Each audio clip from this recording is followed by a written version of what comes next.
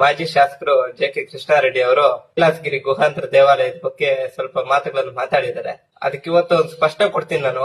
ಕೃಷ್ಣಾರೆಡ್ಡಿ ಅವರೇ, ಚೌಡರೆಡ್ಡಿರವರು 1993ರಲ್ಲಿ ಮೊದಲನೇ ಬಾರಿಗೆ ಅಂಬಾಜಿದುರ್ಗ ಬೆಟ್ಟದ ಸಾಲಿಗೆ ಒಂದು ಇನ್ಸ್ಪೆಕ್ಷನ್ ಗೆ, ಸ್ಪಾಟ್ ವಿಸಿಟ್ ಗೆ ಅಂತ ಹೇಳ್ಬಿಟ್ಟು ಹೋಗಿದ್ರು.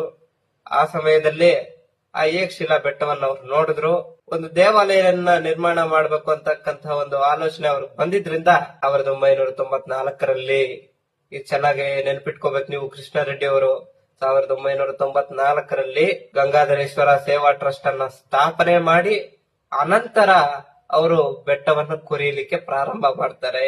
ಯಾವುದೇ ನಿಧಿಗೋಸ್ಕರನೋ ಗ್ರೆನೇಡ್ಗೋಸ್ಕರನೋ ಅಲ್ಲ. ನಿಧಿ ಸಿಗ್ಬೇಕು ಅಂದ್ರೆ ಬೆಟ್ಟನ ಕೆಡವಬೇಕು, ಗ್ರೆನೇಡ್ ಸಿಗ್ಬೇಕು ಅಂದ್ರೆ ಮೇಲಿಂದ ಹೊಡ್ಕೊಂಡ್ ಬರ್ಬೇಕು, ಬೆಟ್ಟ ಕೆಳಕ್ ಕೊರದ್ರೆ ಸಿಗಲ್ಲ ಗ್ರೆನೇಟ್. ಆಲೋಚನೆ ಮಾಡಿದ್ರೆ ಏನೇನೋ ಮಾತಾಡ್ತೀರಾ ಕೃಷ್ಣಾರೆಡ್ಡಿ ಅವರು. ಅದಕ್ಕಾಗಿ ರಾಜಕೀಯವಾಗಿ ನೀವೇನಾದ್ರೂ ಮಾತಾಡಿ ಅದಕ್ಕೆ ನಮ್ಮ ಸಚಿವರು ಉತ್ತರವನ್ನು ನೀಡ್ತಾರೆ.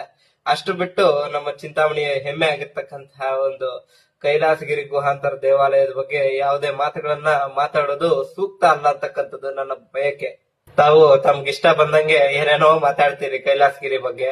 ಸಮಂತ ಅವ್ರಿಗೆ ಒಂದು ಇತಿಹಾಸ ತಿಳಿಲಿ ಅಂತಾನೆ ನಾನು ಮಹಾ ಕೈಲಾಸಗಿರಿ ಮತ್ತು ಅಂಬಾಜಿದುರ್ಗ ಅಂತಕ್ಕಂತ ಪುಸ್ತಕವನ್ನ ಬರೀಲಿಕ್ಕೆ ಸ್ಟಾರ್ಟ್ ಮಾಡ್ತಾ ಇದ್ದೀನಿ.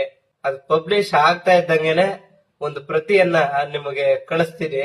ಅದನ್ನು ಓದಿ ಸ್ವಲ್ಪ ಆಗ್ಲಾದ್ರೂ ಈ ದೇವಾಲಯ ಹೇಗೆ ಕಿತ್ತಿರೋದು, ಯಾರ ಕಿತ್ತಿರೋದು, ಯಾವ ಉದ್ದೇಶಕ್ಕಾಗಿ ಕಿತ್ತಿರೋದು ಅಂತಕ್ಕಂಥದ್ದು ನಿಮ್ಗೆ ಅರ್ಥ ಆಗುತ್ತೆ. ಈಗ ಬಹುಶಃ ನೀವು ಇಲ್ಲಿಗೆ ಬಂದಾಗ್ಲಿಂದ ಅದ್ರ ಇತಿಹಾಸವನ್ನ ತಿಳಿದುಕೊಂಡಿಲ್ಲ ಅಂತ